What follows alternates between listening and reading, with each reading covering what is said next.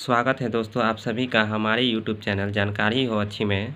दोस्तों, जो लोग भी एसएससी की तैयारी कर रहे हैं वो हमारे चैनल के साथ बने रहें। हम उनको पूरी फिजिक्स, केमिस्ट्री, बायोलॉजी के प्रीवियस ईयर के क्वेश्चन करवाएंगे। अभी हम बायोलॉजी के प्रीवियस ईयर क्वेश्चन करा रहे हैं, तो बने रहिए इस वीडियो के अंत तक और हमारे चैनल को सब्सक्राइब करें ताकि हम आपको पूरी प्रीवियस ईयर की क्वेश्चन की प्रैक्टिस करवा सकें। तो चलिए शुरू करते हैं।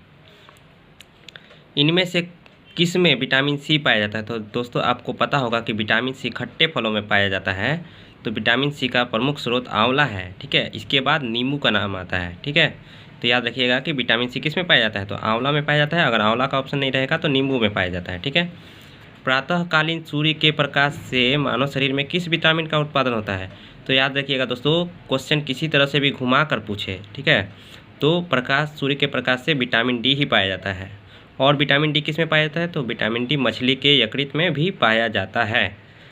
मछली के यकृत के तेल में पाया जाता है, ठीक है। गाजर कौन से विटामिन का मुख्य स्रोत है? तो गाजर जो है विटामिन ए का मुख्य स्रोत है। इसीलिए जिसको भी आँखों की कोई प्रॉब्लम होती है उसे गाजर खाने की सलाह दी जाती है, याद रखिएगा। तो गाजर विटामिन ए का प्रमुख स्रोत है। निम्नलिखित में कौन विटामिन है? तो इसमें कैरोटीन विटामिन है या इंसुलिन विटामिन है या एड्रानिल विटामिन है या राइबोफ्लाविन विटामिन है? तो दोस्तों याद रखिएगा विटामिन B2 जो होता है उसका रासायनिक नाम राइबोफ्लाविन है, इसलिए इसका नाम हो जाएगा इसलिए इसका आंसर हो जाएगा राइबोफ्लाविन, ठीक है। प्रोटीन को क्या माना जाता है? तो प्रोटीन को निर्माण खंड माना जाता है। क्यों माना जाता है? क्योंकि यह हमारे मसल्स बिल्डिंग में सहायक होता है, ठीक है। याद रखिएगा जो भी जिम जाते हैं वो किसका सेवन अधिक करते हैं? तो प्रोटीन का सेवन अधिक करते हैं, ठीक है, याद रखिएगा। इनमें से कौन ऊर्जा का उत्पादन करता है? तो ऊर्जा हमको किससे मिलती है शरीर में? तो कार्बोहाइड्रेट से मिलती है। तो आंसर हो जाएगा कार्बोहाइड्रेट। कार्बोहाइड्रेट किस में टूटता है? तो कार्बोहाइड्रेट ग्लूकोज में टूटता है, याद रखिएगा। विकासशील भ्रूण के लिए भोजन की आपूर्ति किसके द्वारा की जाती है? तो विकासशील भ्रूण के लिए भोजन की आपूर्ति गर्भनाल द्वारा की जाती है, ठीक है।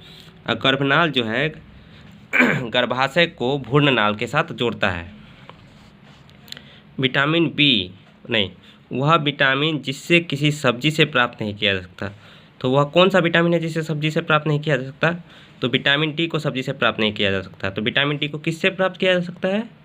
तो विटामिन डी को प्राप्त किया जा सकता है सूर्य के प्रकाश से और मछली के यकृत का जो तेल होता है उससे, ठीक है।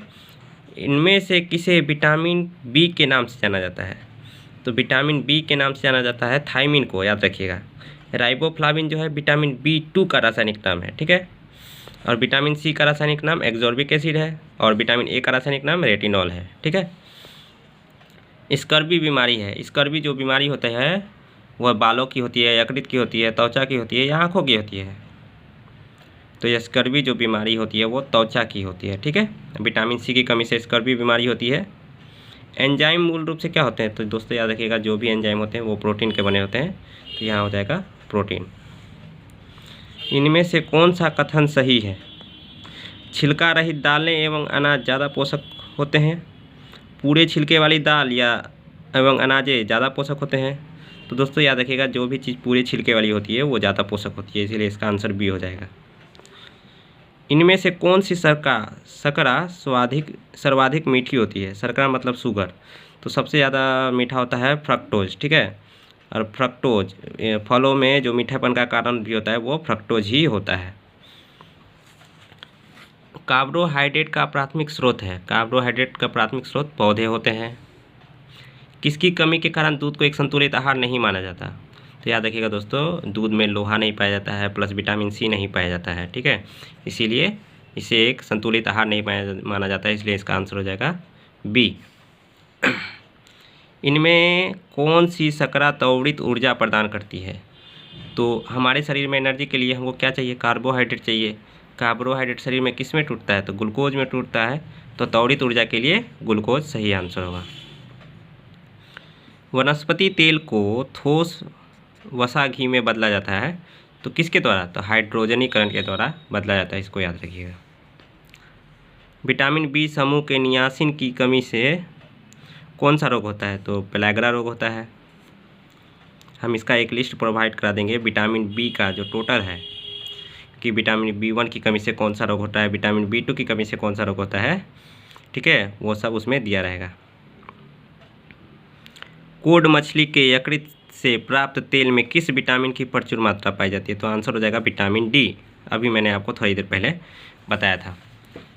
जीव जो प्रकाश से ऊर्जा उत्पन्न करते हैं उसे फोटोट्रॉप्स कहते हैं। इसका भी आंसर याद रखिएगा D। मधुमेह रोगी द्वारा इस्तेमाल किए जाने वाले स्वीटेक्स में ऊर्जा की मात्रा होती है। तो दोस्तों जो शुगर फ्री होता है उसमें 0 कैलोरी होती है, वो क्योंकि हमारे शरीर में पचता ही नहीं है, ठीक है, वो सिर्फ मिठास प्रदान के लिए होता है, वह उसका हमारे शरीर में पाचन नहीं होता है, ठीक है, तो इससे हमें 0 कैलोरी मिलती है, ठीक है। इनमें से कौन सा विटामिन B12 का अच्छा स्रोत है? विटामिन B12 का सबसे अच्छा स्रोत दूध होता है। एक्स्ट्राफथालमिया किसकी कमी से होता है? तो विटामिन A की कमी से होता है एक्स्ट्राफथालमिया। इसमें आँख जो है बड़े बड़े हो जाते हैं।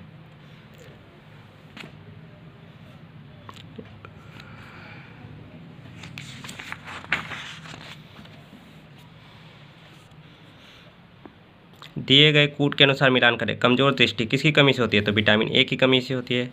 एनीमिया किसकी कमी से होती है? तो लोहे तत्व की कमी से होती है। त्वचा की समस्या किससे होती है? तो विटामिन C की कमी से होती है। हड्डी किससे कमज़ोर होती है? तो आपका आंसर हो जाएगा कैल्शियम की कमी से होती है। बच्चों में विटामिन D की कमी से होता है। बच्चों में विटामिन D की कमी से होता है सूखा रोग। और सूखा रोग जो है एक हड्डियों की बीमारी है, ठीक है, याद रखिएगा। एक व्यक्ति जो वर्णद्धता से प्रभावित है उसे लाल रंग कैसा दिखाई जाता है? तो इसको लाल रंग हरा दिखाई देता है।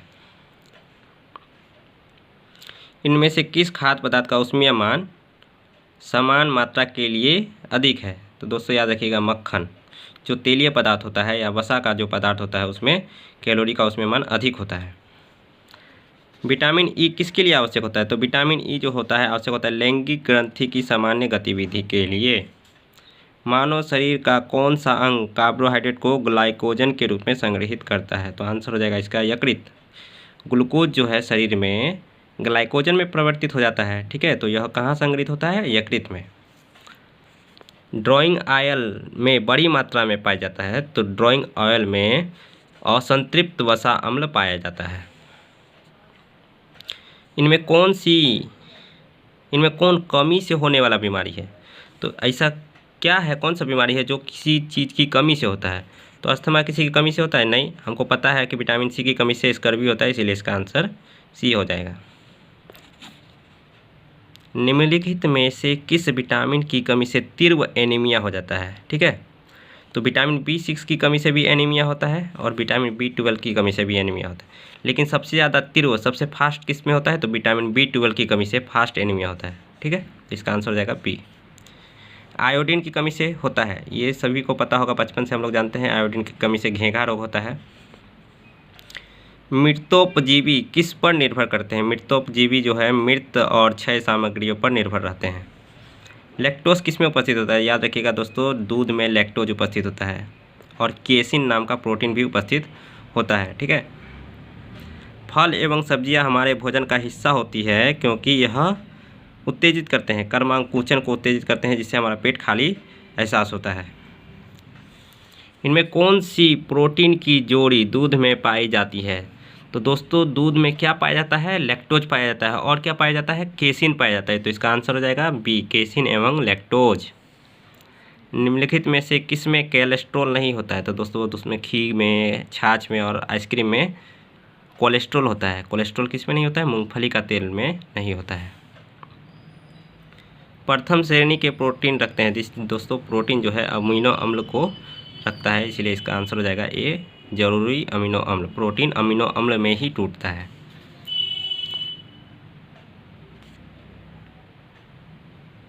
अमीनो अम्ल किसके संश्लेषण के लिए आवश्यक है? अमीनो अम्ल प्रोटीन के संश्लेषण के लिए आवश्यक है। ये दोनों क्वेश्चन एक दूसरे से जुड़े हुए हैं, 76 और 77, आपको दोनों ध्यान में रखना है। इनमें से कौन से विटामिन है जो शरीर में एक मात्रा से अधिक संचित हो जाए तो शरीर के लिए हानिकारक हो सकते हैं? तो दोस्तों जो विटामिन वसा में घुलनशील होते हैं अगर उसकी अधिकता हो जाती है तो हमारे लिए हानिकारक होते हैं, लेकिन जो विटामिन जल में घुलनशील होते हैं उसकी अधिकता हो जाए तो वो हमारे शरीर से पसीने द्वारा या मूत्र मार्ग द्वारा निकल जाता है, ठीक है। तो इसीलिए कौन हो जाएगा, विटामिन बी और सी जो है ये तो निकल जाएगा, हमारे शरीर में अधिक हो जाएगा तो बी भी जो निकल जाएगा। और ए जो है, विटामिन ए जो है वो वसा में घुलनशील है और विटामिन डी भी वसा में घुलनशील है, तो इसकी अधिकता हो जाने पर इसके निकलने का साधन नहीं है, तो इसका आंसर डी हो जाएगा। लिपिड क्या है, लिपिड जो होता है कोलेस्ट्रॉल और ट्रांसवसीय अम्ल के लिपिड के प्रकार होते हैं, इसका आंसर डी हो जाएगा। निम्नलिखित में किसे पशु स्टार्च के रूप में जाना जाता है, तो पशु स्टार्च के रूप में ग्लाइकोजन को जाना जाता है। फ्रक्टोज का रासायनिक सूत्र है C6H12O6, याद रखिएगा। ग्लूकोज का भी यही सूत्र है, ठीक है। इनमें कौन सा विटामिन कैल्शियम के अवशोषण में सहायक है, तो विटामिन डी जो है कैल्शियम के अवशोषण में सहायक होता है। निम्नलिखित में कौन एक कार्बोहाइड्रेट का प्रकार है, तो दोस्तों कार्बोहाइड्रेट जो है ग्लूकोज में टूटता है, तो इसका आंसर हो जाएगा ग्लूकोज। देखिए एक क्वेश्चन को कितना घुमा फिरा कर पूछता है। राइबोफ्लाविन है, अभी जस्ट पूछा था, क्या है, विटामिन बी है, ठीक है, तो इसका आंसर हो जाएगा विटामिन। इनमें से किस में विटामिन सी की सर्वाधिक मात्रा होती है, विटामिन सी की सर्वाधिक मात्रा, अभी जस्ट पिछला क्वेश्चन पढ़े थे उसमें आंवला ऑप्शन था, इसमें नींबू ऑप्शन है, ठीक है, तो इसका आंसर क्या हो जाएगा, डी नींबू। पोषक तत्वों के अलावा हमारे शरीर में पानी और किसकी आवश्यकता होती है, देखिए कार्बोहाइड्रेट जो है पोषक तत्व है, प्रोटीन पोषक तत्व है, और वसा पोषक तत्व है, ये तीनों आवश्यक है, लेकिन यहाँ बोला पोषक तत्वों के अलावा, तो क्या हो जाएगा आंसर फाइबर। फाइबर हमारे खाने को पचाने में बहुत मदद करता है। सूर्य की किरणों से कौन सा विटामिन प्राप्त होता है, तो विटामिन डी प्राप्त होता है। तो दोस्तों विटामिन से जो जितने सारे क्वेश्चन पूछे जाते हैं न्यूट्रिशन से, सारे हमने कवर कर लिए हैं, ठीक है। टोटल 87 क्वेश्चन जो है न्यूट्रिशन चैप्टर से है। दोस्तों अगर वीडियो पसंद आए तो हमारे वीडियो को लाइक करें। जो दोस्त आपके एसएससी या रेलवे एग्ज़ाम की तैयारी कर रहे हैं उनके साथ शेयर करें। ये सारे क्वेश्चन आप प्रैक्टिस कीजिए, वीडियो को 2-3 बार देखिए, आपको याद हो जाएगा। यही सब क्वेश्चन जो है 90% क्वेश्चन प्रीवियस ईयर से ही आते हैं। हमारे चैनल को सब्सक्राइब करना ना भूलें। धन्यवाद।